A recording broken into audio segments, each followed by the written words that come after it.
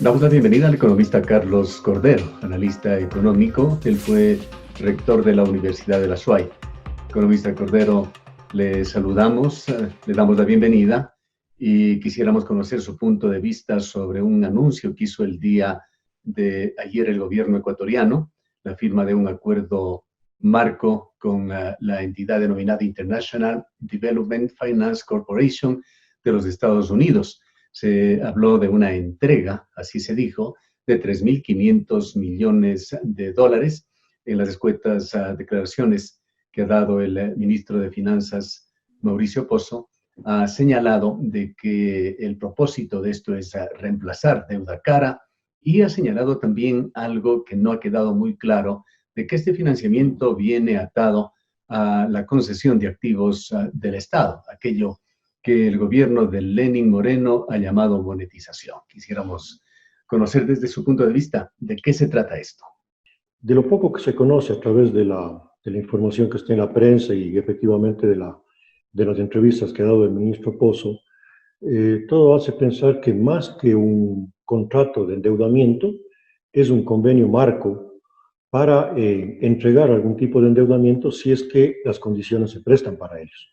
Es decir, no es de por sí ya la entrega de los 3.500 millones de dólares, sino que es un convenio, da a entender, de entregar hasta 3.500 millones. Básicamente, este sería un convenio o un contrato para entregar esa cantidad en función de lo que se llama efectivamente la monetización de activos o entrega de regalías, entrega arriendo, lo que sea. Entonces, una vez que se hace ese tema de monetización de activos, por ejemplo, una vez que se venden las antenas o una vez que se concesiona la explotación hidroeléctrica, esta entidad financiera de Estados Unidos entregaría al gobierno ecuatoriano la cantidad equivalente a esa monetización de activos como un anticipo a lo que va a recibir el gobierno en el futuro. Y esa entrega sería en condiciones favorables, obviamente financieramente, con una tasa de interés bastante baja, y el gobierno utilizaría esos recursos para distintos fines. Uno de ellos sería justamente el de liberar deuda cara, deuda que puede comprometer la liquidez del presupuesto fiscal en el futuro.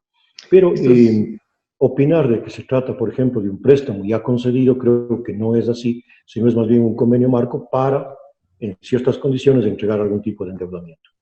estos proyectos que el propio gobierno se encargó de etiquetarlos como de monetización, si no nos equivocamos, han estado ya por dos ocasiones en el presupuesto general del Estado, pero no se ha concretado.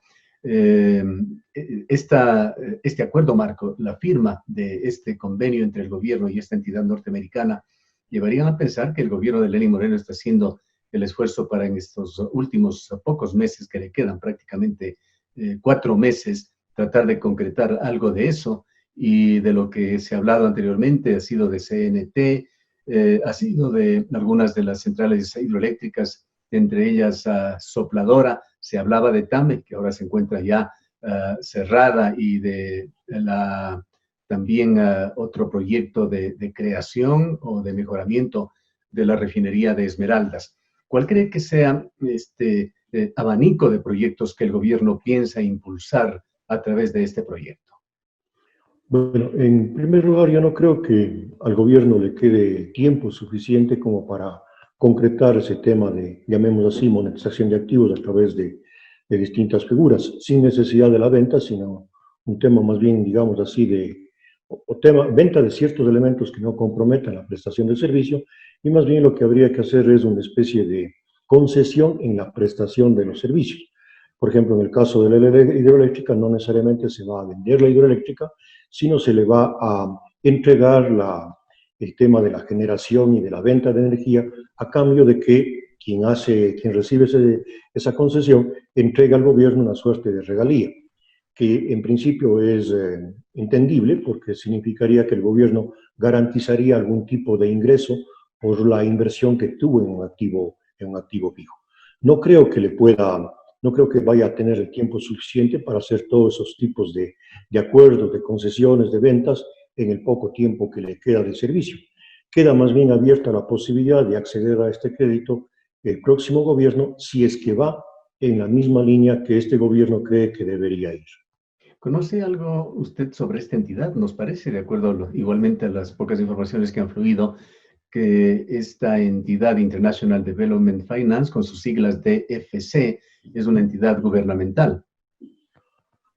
Bueno, algo averigué estos días de ayer para acá y ya leí, por ejemplo, algún artículo del New York Times en el que, si bien es una agencia de financiamiento del gobierno, pero, por ejemplo, está dispuesta a ayudar a países y un poco en esa disputa que tiene, por ejemplo, con el tema de la presencia fuerte en las economías latinoamericanas de la economía china, un poco entonces para equilibrar o para evitar que China, desde el punto de vista económico, sea alguien que absorbe a las economías latinoamericanas y que haya un poco más de independencia económica con respecto a China. Entonces, ellos también participan en esta forma de financiamiento. O sea, Es decir, sería un instrumento, una herramienta para aplicar la geopolítica en materia económica por parte del gobierno norteamericano.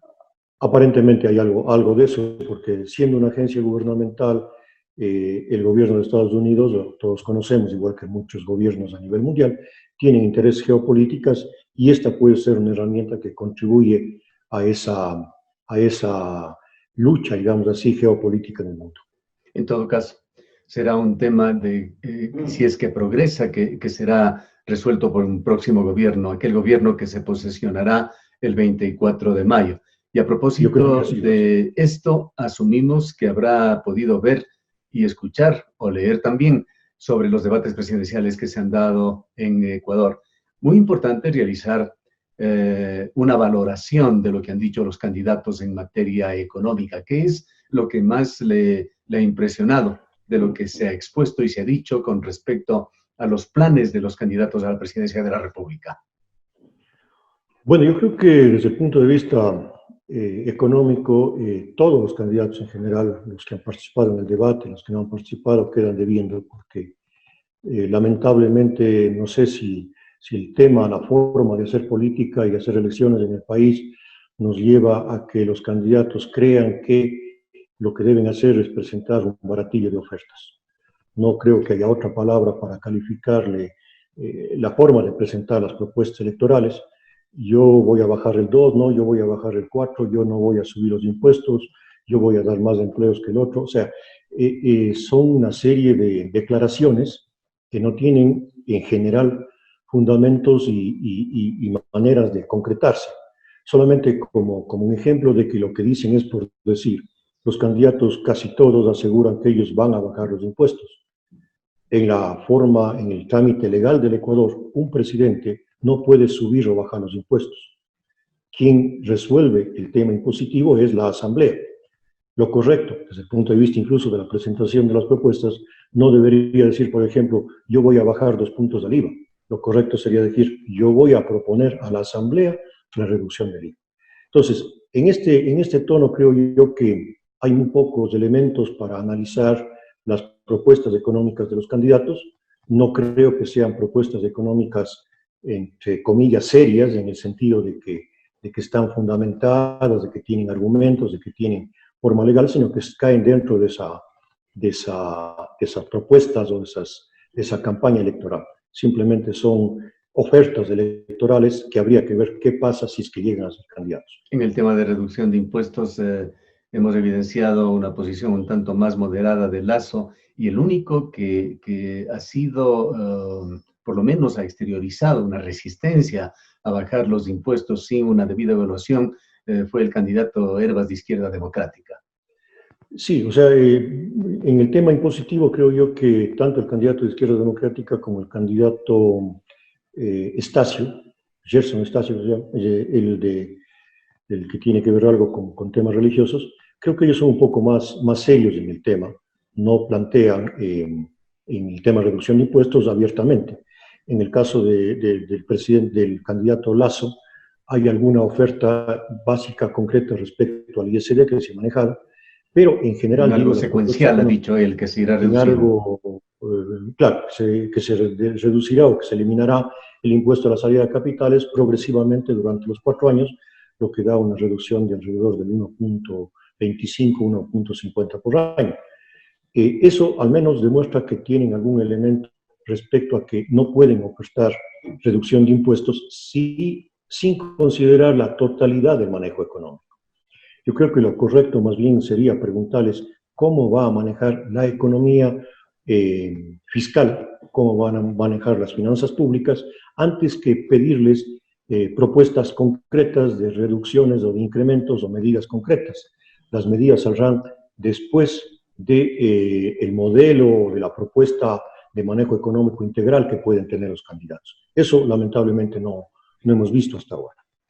¿Qué opinas sobre aquellas propuestas que han sido vistas por analistas como las más riesgosas, también las más demagógicas, al punto de que algunos lo califican como un intento de comprar el voto?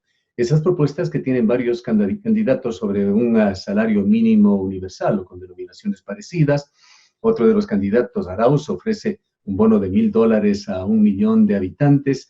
Las formas de financiarlo. Arauz dice que tomará de las reservas del Banco Central de Ecuador. Otros candidatos señalan de que harían emisión electrónica, es decir, emisión inorgánica de dinero.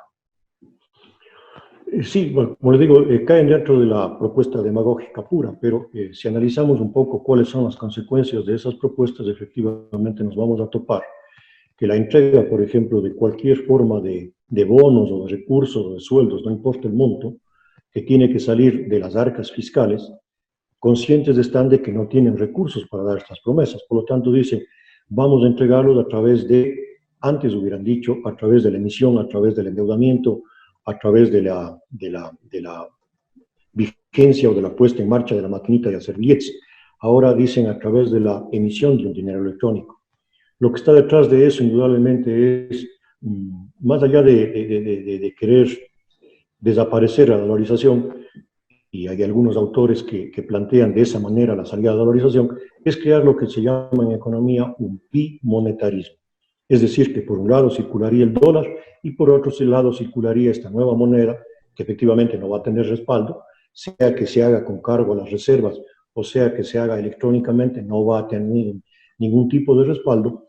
Y obviamente esa moneda, si es que se introduce su utilización, habría que ver primero cómo se puede obligar a la comunidad ecuatoriana, a todos los habitantes ecuatorianos, para que aceptemos esa moneda virtual o física como medio de pago. Y en segundo lugar, habría que ver cuál va a ser la relación, el grado de aceptación que tiene esa moneda en cuanto a su valor. Lo que va a ocurrir, o sea, el ejemplo que se está planteando o el ejemplo que nos va a servir para graficar lo que se está planteando es los famosos patacones que circularon en Argentina en la época de la convertibilidad, cuando los gobiernos, sobre todo gobiernos federales que no tenían capacidad para emitir, empezaron a poner en circulación unos vales, unos cupones que decían que equivalen a tal valor y con eso se hacían pagos y con esos recursos se podían realizar compras. Quienes recibían esos medios, esos patacones como pago, los recibían por un valor inferior al que decía tener. Entonces, en el Ecuador, al plantearse la moneda electrónica como un medio de pago de recursos nuevos, se estaría planteando básicamente la emisión de unos patacones electrónicos que no tienen ningún valor y que no tienen ninguna aceptación en la comunidad. La norma en la gran mayoría de países en el planeta es que un gobierno, como parte de su soberanía, también tenga una moneda propia. ¿Por qué Ecuador se ha convertido en un escenario en el que salir de la dolarización se convierte prácticamente en un tabú? A ver, yo diría que es la misma razón por la cual entramos a la dolarización. Nosotros entramos a la dolarización en una medida que vale la pena señalar, estamos cumpliendo los 21 años, entre paréntesis, debe ser el sistema monetario cambiario que más ha durado en la economía, en la historia económica ecuatoriana, la dolarización. Algo bueno debe tener. Pero entramos básicamente porque las personas en general empezamos o tuvimos plena desconfianza en la moneda nacional. Ya no confiábamos en el sucre. ¿Por qué no confiábamos? Por la pérdida de valor vía inflación y la pérdida de valor vía devaluación.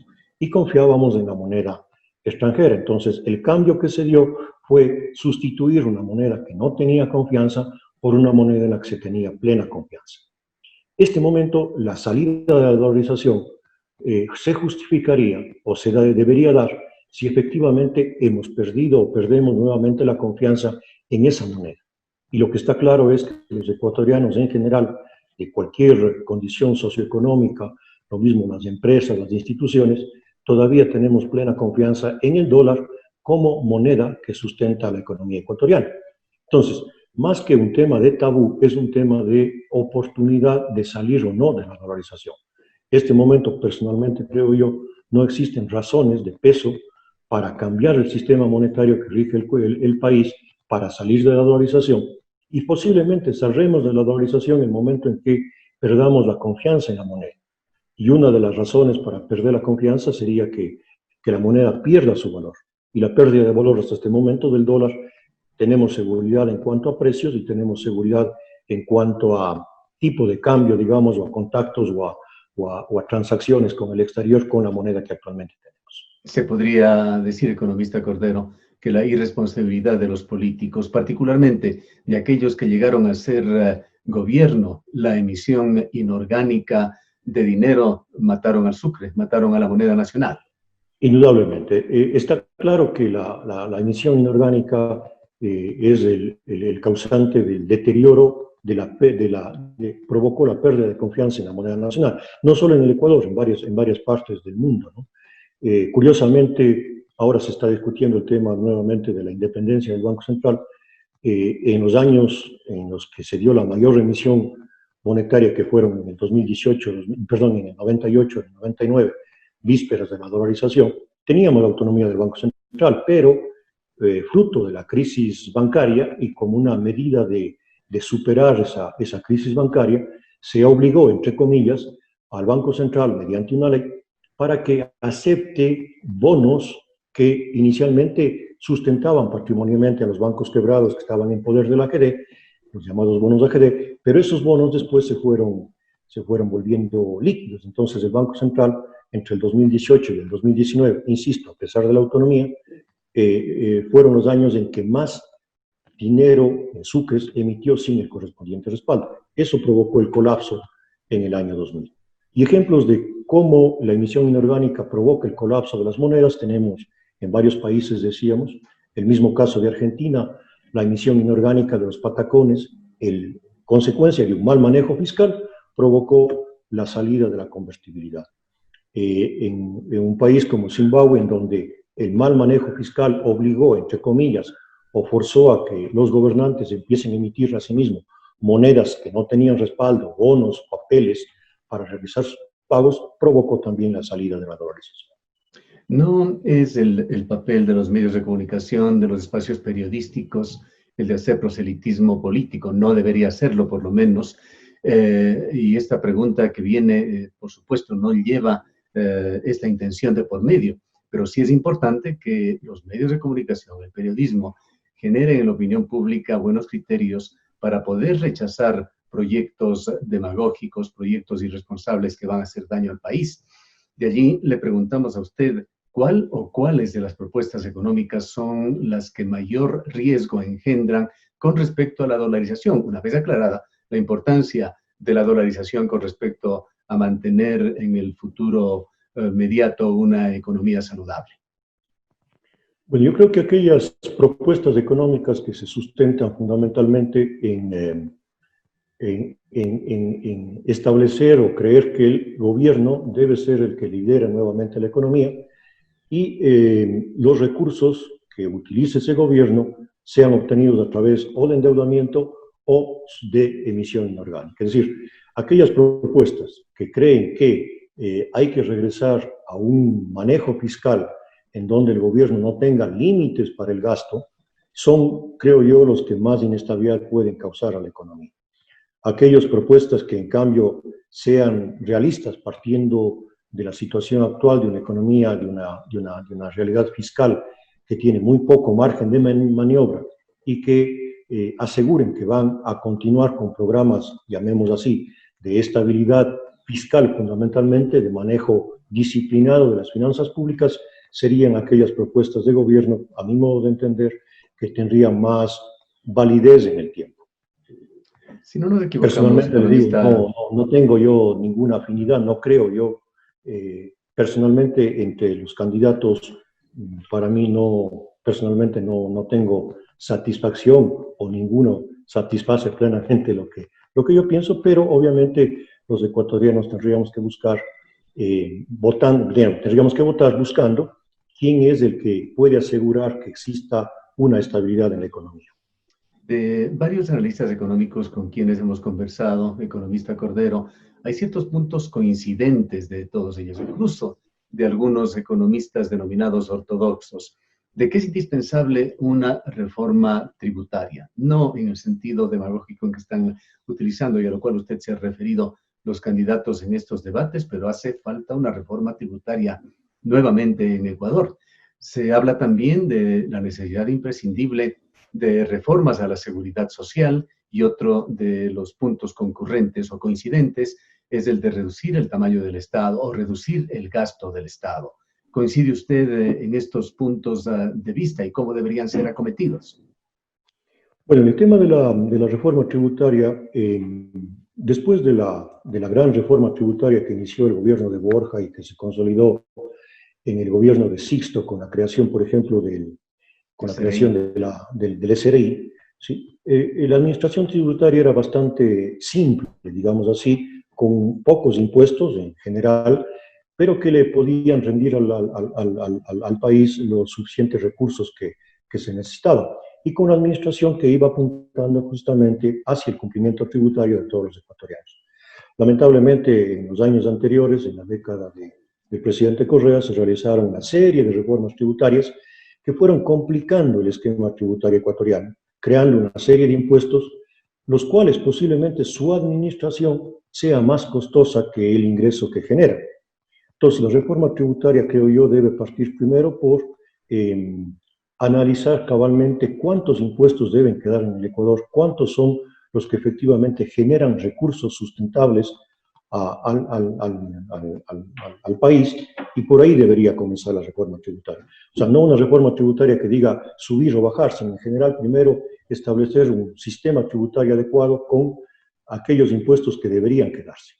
El tema del IES yo creo que es un tema insostenible en el tiempo, un tema que sabemos pasa básicamente por dos elementos, uno que es el tema de la administración del IES y otro que es la administración técnica del IES. El tema de la administración del IES en manos del gobierno durante toda la vida ha demostrado que no es la administración correcta que debe haber. Una reforma en el IES debería partir por eliminar la presencia del gobierno en la administración del IES, lo que le ha convertido en los últimos años particularmente en un apéndice del Ejecutivo y en una caja chica del Ejecutivo. No debería ser así. Y la segunda es una reforma de que la administración debe ser técnica, hecha de acuerdo a los elementos que sustentan un sistema de seguridad social, básicamente elementos demográficos, elementos actuariales y elementos de proyección económica. Entonces, la reforma del IES debería ir por esos dos lados. Y por último, en el tema en general del manejo del presupuesto fiscal que está asociado al tamaño del Estado, la reforma o la administración debe darse, el presupuesto, el gobierno debe hacer lo que debe hacer, es decir, debe priorizar las actividades. Las primeras actividades tienen que ver con salud, con seguridad, con educación, y los recursos tienen que ser destinados fundamentalmente para cumplir eficientemente esas tareas. Y debe dejar de lado aquellas actividades que generan algún gasto y que no son prioritarias del Estado. El gobierno ecuatoriano en general tiene ingresos limitados y por lo tanto el tamaño del Estado, las dimensiones del gasto público tienen que ser en función de eso y en función de priorizar aquellas obligaciones que debe tener. O sea, exigimos que el Estado debe gastar más en salud, que estamos desatendidos. Efectivamente es así, pero posiblemente hay ciertas actividades que hace el gobierno que son las que le están restando recursos para que sean destinadas a salud o a educación. Entonces debería dimensionarse primero de acuerdo al tamaño y segundo lugar de acuerdo a lo que debe hacer un Estado en el caso ecuatoriano. Bueno, y está en la contraparte también las expectativas ciudadanas. Quedándonos en el primer elemento que usted ha analizado, el de la reforma tributaria, se discute en Ecuador si es que Ecuador tiene mucha presión tributaria, presión fiscal, se compara con otros países. Se dice, por ejemplo, que Ecuador tiene el IVA más bajo de la región. Hay quienes señalan que aquí se pagan, por otra parte, impuestos excesivos. El tema es que la comparación no se la puede hacer simplemente en cuanto a cómo se paga, es también en cuanto hace el Estado por los ciudadanos. En el primer mundo usted conoce que hay países en donde se llega a pagar un 45, un 50% de los ingresos personales o de las empresas en impuestos, pero hay retribuciones con excelentes sistemas de salud, buenas carreteras, seguridad. Ecuador debe mejorar también la oferta hacia los contribuyentes, hablando desde el gobierno hacia la gente. Efectivamente, o sea, lo que decía hace un momento va en esa línea. Seguramente aquellos países, sobre todo europeos, en donde existe una cobertura muy amplia, por ejemplo, de salud a cargo del Estado de muy buena calidad, lo mismo en educación.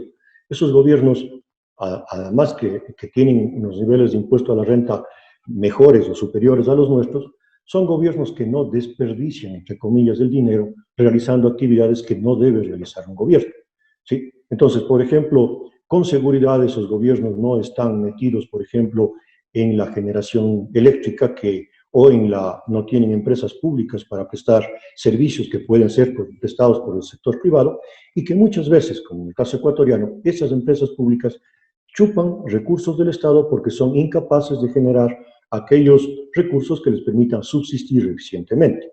Casos hemos tenido varios y por lo tanto el gobierno debe mejorar la oferta efectivamente, pero una forma de mejorar la oferta no pasa necesariamente por cobrar más, sino por hacer de mejor manera lo que efectivamente se tiene que hacer, dejando de lado del presupuesto fiscal acciones, actividades que no le corresponden necesariamente a un gobierno.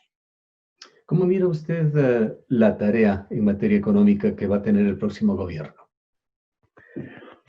Yo creo que la tarea que tiene el próximo gobierno está marcada por un escenario que le establece algunas rigideces. Y justamente la primera rigidez que le establece es la rigidez fiscal. No hay un espacio de maniobra muy amplio para poder realizar actividades, a no ser, como se está planteando, que se empiece a emitir dinero electrónico.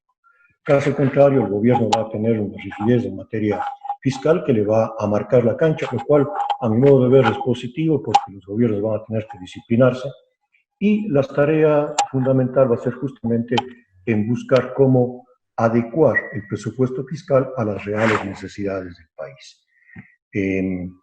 Hay algunos candidatos, por ejemplo, en la entrevista que leí ayer en el diario El Universo, del candidato de la CONAI, en el que prácticamente va reconociendo que lo que puede hacer es muy, muy limitado, que es necesario a lo mejor reducir el número de empleos, que hay que reducir el presupuesto, que hay que firmar acuerdos comerciales con Estados Unidos, es decir, una serie de propuestas que no se pensarían salgan de alguien que está más vinculado a la izquierda que al centro o a la derecha. Son estos días de debate. Hoy habrá una segunda parte del debate de la Cámara de Comercio de Guayaquil y la Universidad de Espíritu Santo. Mañana y pasado mañana, este fin de semana en la noche, se dará el debate obligatorio para los candidatos del Consejo Nacional Electoral. Culminemos este diálogo, economista Cordero, con una apreciación suya sobre a qué tipo de mensajes debemos prestar los ecuatorianos, darle un mayor sentido crítico, ser más perspicaces. Yo creo que habría que profundizar, si hay la oportunidad en el debate, de pedir que se concreten muchas de las medidas, de las acciones, no solamente en lo económico, que se están planteando. Es decir, no decir qué va a hacer, fundamentalmente habría que preguntar cómo va a hacer el candidato cómo va a llevar a efecto esas propuestas. Y segundo, como decía al comienzo, creo que es más importante que nos digan, que nos muestren el escenario completo, cómo ve al Ecuador, cómo debe conducir el Ecuador, hacia dónde debe ir, cuál debe ser la relación del sector privado, cuál debe ser la participación del sector público, cuál debe ser el tema del comercio exterior, etc. O sea, temas más macros que micros, porque cuando la discusión se va a temas micros, caemos lamentablemente en este baratillo electoral. Bien, queremos agradecer al economista Cordero. Si algún otro comentario adicional quiere hacer al cierre con respecto quizá a esta recta final que se viene de la campaña electoral.